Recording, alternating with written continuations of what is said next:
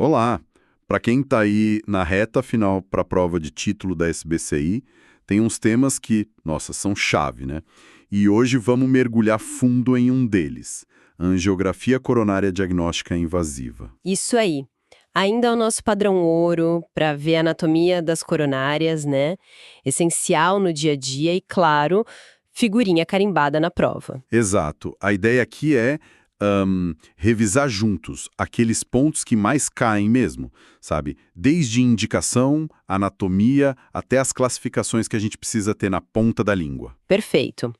A angiografia ela é a nossa primeira linha para confirmar ou, descartar a doença arterial coronária, a famosa DAC. Ela mostra o mapa, né? Exatamente. Onde estão as obstruções, qual o tamanho do problema, e com isso na mão a gente decide o caminho. É tratamento clínico, é angioplastia com stent ou vai para cirurgia. E é interessante como ela evoluiu, né? Não é só mais tirar uma foto da artéria e pronto. Nossa, muito. Hoje a angiografia é só o começo. A pergunta mudou.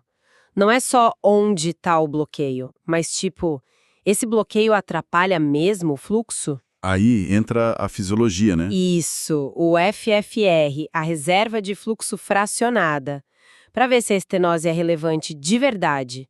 E mais, a gente quer saber o que tem dentro dessa placa. É cálcio, é gordura, tem trombo ali. E como a gente vê isso? Aí entram o IVUS, que é a ultrassom intravascular, e o OCT, a tomografia de coerência óptica.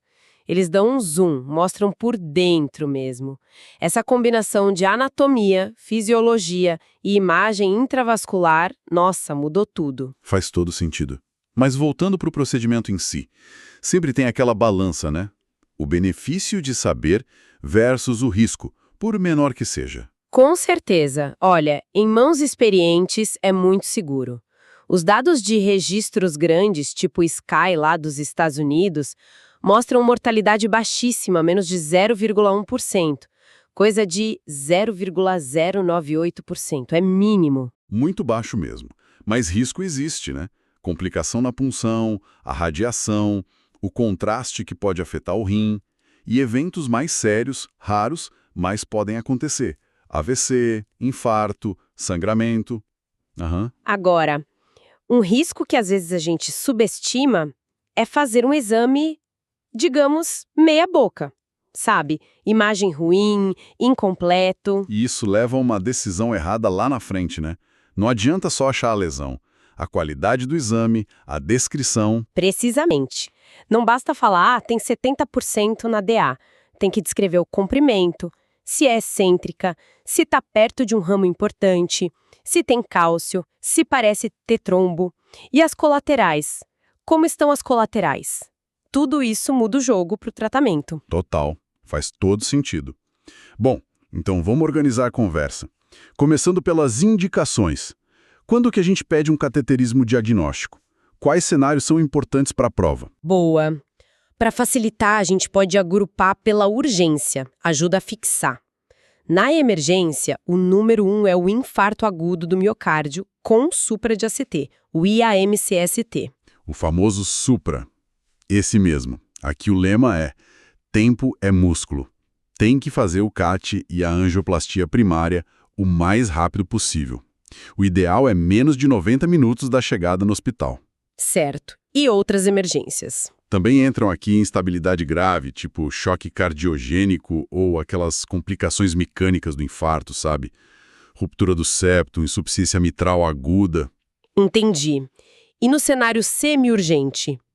Aqueles que precisam, mas não é para ontem, como o supra. Exato. Aqui a gente pensa na angina instável, de alto risco, ou no infarto sem supra de ST, o IAMCST. Principalmente se o paciente tem scores de risco altos, tipo GRACE, ou sinais de que a coisa não está estável. E o CAT nesses casos? Geralmente nas primeiras 24, 48, talvez 72 horas. Depende do risco, ok. E por último, as indicações eletivas. Essas devem ser a maioria no dia a dia, né? Sim, são as mais comuns. Pacientes com doença cardíaca estável. Seja para confirmar o diagnóstico se a suspeita é alta ou os exames não invasivos ficaram, duvidosos. Ou para guiar o tratamento se o paciente continua com sintoma, mesmo tomando os remédios certinho. Faz sentido. Também entra aqui a avaliação pré-operatória de cirurgia grande, não cardíaca, em pacientes de alto risco, e para dar uma olhada depois de uma angioplastia ou cirurgia de ponte, principalmente se foi um stent no tronco ou uma oclusão crônica que foi aberta, sabem? Para ver se tá tudo bem. Claro. E do outro lado, tem alguma situação que a gente fala, não, de jeito nenhum pode fazer? Ou é sempre relativo? Olha, contraindicação absoluta, absoluta mesmo, é muito raro. O que a gente tem são as contraindicações relativas. Aí precisa pesar bem o risco e o benefício. Quais seriam as principais? As mais importantes são insuficiência renal aguda ou lesão renal piorando, por causa do contraste, né? Histórico de alergia grave ao contraste, se não deu para preparar o paciente com medicação antes. Infecção ativa, séria. Problema grave de coagulação não corrigido, tipo INR muito alto ou plaqueta muito baixa. E sangramento ativo importante. Nesses casos, é sentar e conversar, né? Ver caso a caso. E o acesso. O radial mudou um pouco essa conta, principalmente para o sangramento. Nossa, mudou muito. O acesso radial diminuiu demais as complicações de sangramento grave que a gente via mais com femoral. Por isso, hoje é o preferido em muitos lugares. Até em paciente que está anticoagulado ou tem mais risco de sangrar. Mas ele também tem seus poréns, né? Claro. Tem o risco de espasmo do artéria, que a gente trata com remédio na hora, e a oclusão da radial depois, embora geralmente não dê sintomas se a outra artéria da mão estiver boa. Mas o perfil de segurança geral, pensando em sangramento grave, é bem melhor. A decisão final sempre olha o paciente todo. Idade, outras doenças, como tal rim ou coração, expectativa de vida, e o que o paciente prefere também, claro, bem informado. Perfeito. Então, indicações e contraindicações na mão. Vamos agora para a anatomia, aquela revisão básica do que a gente precisa ver e principalmente como ver bem. Fundamental, para a prova e para a vida. Começando pela coronária esquerda, a AC. Ela sai lá do seio de valsalva esquerdo, geralmente tem um pedacinho curto, o tronco da coronária esquerda, o TC, e aí ele divide, geralmente em duas. A descendente anterior, a DA, e a circunflexa, a C. Às vezes tem uma terceira, né? O ramo intermédio. Isso, às vezes trifurca. A DA desce pela frente do coração, no sulco interventricular anterior. Dá os ramos septais para o septo e os diagonais para a parede da frente e do lado. A CX vai pelo lado esquerdo, no sulco atrioventricular, e dá os ramos marginais para a parede lateral. Tronco, DA, CX. E a direita? Ela parece mais simples no começo, mas tem a questão da dominância que sempre cai, certo? Exatamente. A coronária direita, a ACD, sai do seio de valsalva direito, corre pelo sulco atrioventricular direito, aí quando chega lá atrás na cruz cordis... Aquele cruzamento dos sulcos, né? Isso. Ali ela geralmente dá origem à artéria descendente posterior, a DP, que irriga a parede de baixo e um pedaço do septo, e também os ramos ventriculares posteriores, os PLVs, para a parede de trás e do lado. A dominância é definida por quem dá origem a essa DP. E qual é o mais comum? Na maioria das pessoas, uns 85% a 90%, é a direita que dá a DP, é a dominância direita.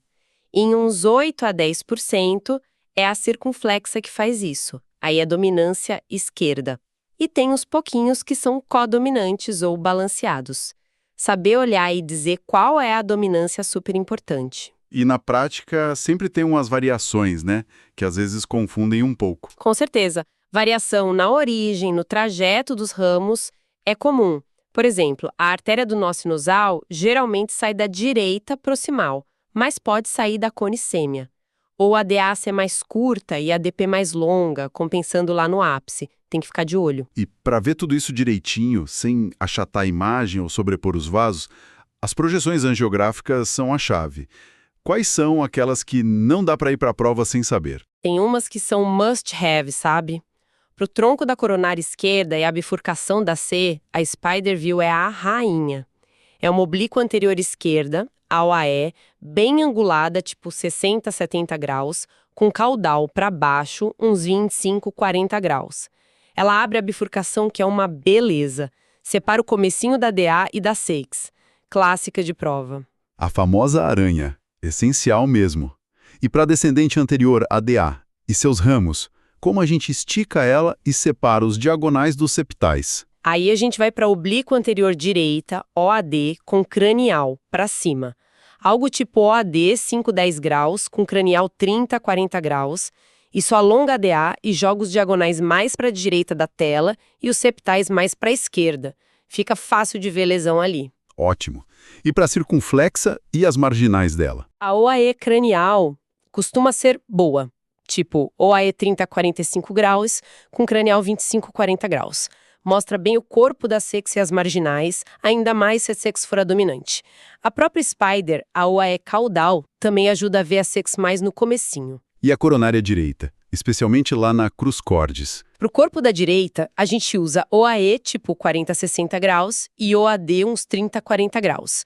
Lá no final, na cruz cordis, onde ela dá a DP e os PLVs, uma OAE cranial, talvez OAE 30 com cranial 30, ou uma PA cranial de 30 graus costuma abrir bem aquela região. Dominar essas projeções já é meio caminho andado para interpretar bem. Agora, ainda na anatomia, tem umas variações que são mais sérias, as anomalias coronárias malignas.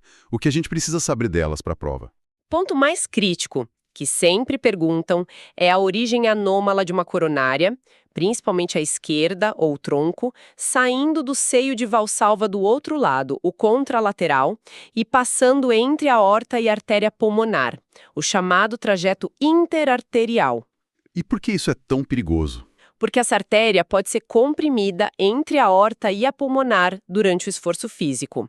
Isso aumenta o risco de morte súbita, especialmente em jovens atletas. Tem que suspeitar e investigar se tiver alguma pista. Essa é clássica mesmo. Tem mais alguma anomalia de alto risco para ficar atento? Sim, a ALCAPA. É a sigla para origem anômala da coronária esquerda da artéria pulmonar, ou síndrome de Bland-White-Garland. A coronária esquerda sai da pulmonar em vez da aorta. Imagina. Isso causa isquemia grave desde bebê. É raro pegar em adultos sem diagnóstico, mas é gravíssimo. Nossa. Existem outras, tipo coronária única ou ACX saída direita. Mas essas duas, o trajeto interarterial e a ALCAPA, são as que mais preocupam em termos de risco. E para confirmar o diagnóstico e tratar? O cateterismo levanta a suspeita, mas a angio-TC ou a ressonância cardíaca são melhores para ver direitinho a origem e o trajeto. O tratamento para as de alto risco é cirurgia. Geralmente, reimplantar a coronária na aorta ou fazer uma técnica chamada unroofing para liberar o caminho dela se estiver passando entre as artérias. Importante saber reconhecer. Voltando para os riscos mais do dia a dia do CAT, as complicações. Já falamos que é seguro, mas quais os números e os tipos que a gente tem que ter na cabeça? Lembrando os números gerais. Mortalidade abaixo de 0,1%, complicações maiores, tipo infarto, AVC, tamponamento, ficam em torno de 1%. Agora, uma complicação bem específica e comum é a nefropatia induzida pelo contraste, a NIC. Essa sempre preocupa, né? Principalmente em alguns pacientes. Exato. A incidência varia muito. Em gente sem risco, é baixa, talvez 2 a 7%.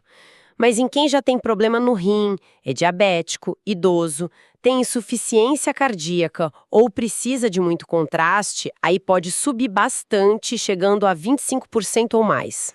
E a prevenção da NIC, o que é chave? Fundamental é identificar quem tem risco, depois hidratar bem o paciente, geralmente com soro fisiológico, e o mais importante, usar o mínimo de contraste possível.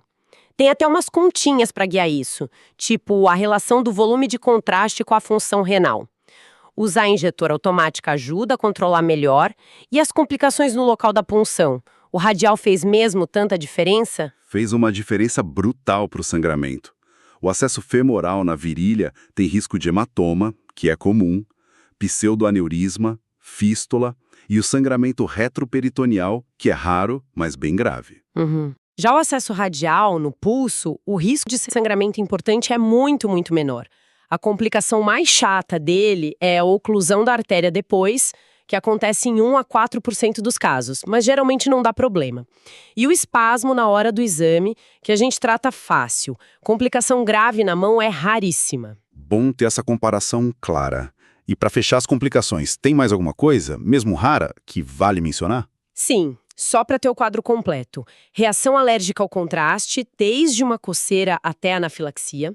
Reação vasovagal, aquela queda de pressão e batimento na hora da punção ou compressão. Arritmia, desde extracístole boba até coisa mais séria. Tamponamento cardíaco, se perfurar com fio ou catéter. Edema pulmonar em quem já tem coração fraco. Embolia, de ar ou trombo. E dissecção, seja no acesso, na aorta ou na própria coronária. Conhecer ajuda a prevenir e tratar rápido se acontecer. Perfeito. Agora, para amarrar tudo na hora de laudar e discutir o caso, precisamos das classificações. Elas são a nossa língua para descrever os achados e a gravidade. Quais são as que não podem faltar para a prova da SBHCI? Dominar algumas é essencial. Para a circulação colateral, aquela que ajuda quando um vaso está entupido, a classificação de Hentrop é a mais famosa.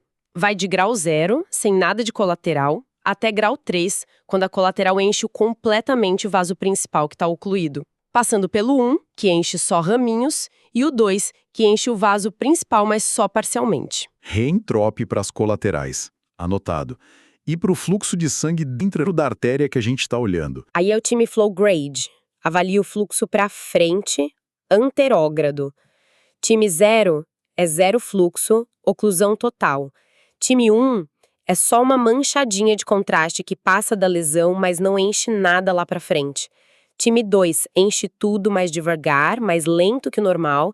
E time 3 é o fluxo top, normal, rápido e completo. Conseguir time 3 é o gol da reperfusão no infarto. Fundamental no cenário agudo. E a presença de trombo. Como a gente mede isso? Tem classificações específicas para carga de trombo, tipo a de Gibson, que vai de grau 0, sem trombo, até grau 5, oclusão cheia de trombo. Mesmo que não peçam para dar a nota exata na prova, reconhecer se tem trombo e se é muito ou pouco é super importante. Muda o risco, muda como a gente vai tratar. A classificação da CCAH de lesões também fala de trombo como sinal de complexidade. Certo. E para fechar as classificações, aquela que tenta juntar tudo, a complexidade da anatomia inteira, muito usada para comparar angioplastia com cirurgia. Isso, o Syntax Score. Ele é mais complexo. Leva em conta quantas lesões tem, onde elas estão, se é no tronco, em bifurcação, se é oclusão crônica e como elas são calcificadas, tortuosas, longas, tem até um software para calcular. E os pontos de corte que a gente precisa saber. Os clássicos são baixo, de 0 a 22 pontos. Aqui, angioplastia costuma ir bem. Resultados parecidos com cirurgia. Intermediário, de 23 a 32. Nesses casos, a decisão tem que ser individualizada, discutida no Hartim. E alto, 33 pontos ou mais. Aqui, geralmente a cirurgia é melhor, principalmente se for doença no tronco esquerdo ou muitos vasos acometidos com lesões complexas. Conceito-chave para a prova e para a prática. Excelente. Acho que cobrimos os pontos mais quentes. Só para recapitular rapidinho para quem está na revisão final. Angiografia padrão ouro, indicações. IAM com supra, emergência, sem supra angina instável de risco semi-urgente, DAC estável eletiva. Contraindicações relativas. Rim, alergia, infecção, coagulação, sangramento. Anatomia básica. TCE DAC-SPOC, ACD DPLV e a dominância, direita. Projeções-chave. Spider para o TCE, OAD cranial para DA, OAE cranial para CX, OAE para DPLV. Anomalias de risco, trajeto interarterial, ALK. Complicações, mortalidade 0,1%, maiores 1%, NIC, prevenir. Acesso radial é mais seguro para sangramento. E as classificações, Hentrop colateral, time flow, fluxo, trompo e syntax complexidade. Ufa, acho que passamos pelos principais tópicos da prova. Foi uma ótima varrida nos pontos cruciais, sim. E só para deixar uma reflexão final, a angiografia dá um mapa à anatomia. É a base. Mas hoje a gente sabe que entender a fisiologia com FFR e ver os detalhes da placa com IVUS ou OCT, nossa, isso agrega demais. Ajuda a decidir melhor, tratar melhor. O futuro... Com certeza, integrar tudo isso ainda mais. Talvez até com exames não invasivos, tipo anjo-TC com FFR calculado. Mas, para chegar lá, dominar a angiografia diagnóstica, a técnica, a interpretação, os macetes, continua sendo o pilar de tudo para quem faz cardiologia intervencionista. Perfeito. Fica essa provocação sobre o futuro que já está batendo na porta. Esperamos que essa nossa conversa aqui ajude bastante nessa reta final de estudos para a prova da SBHCI. É isso, estudo focado, rever os conceitos, praticar. Não tem segredo, né? É o caminho para o sucesso. Boa sorte para todo mundo e até a próxima.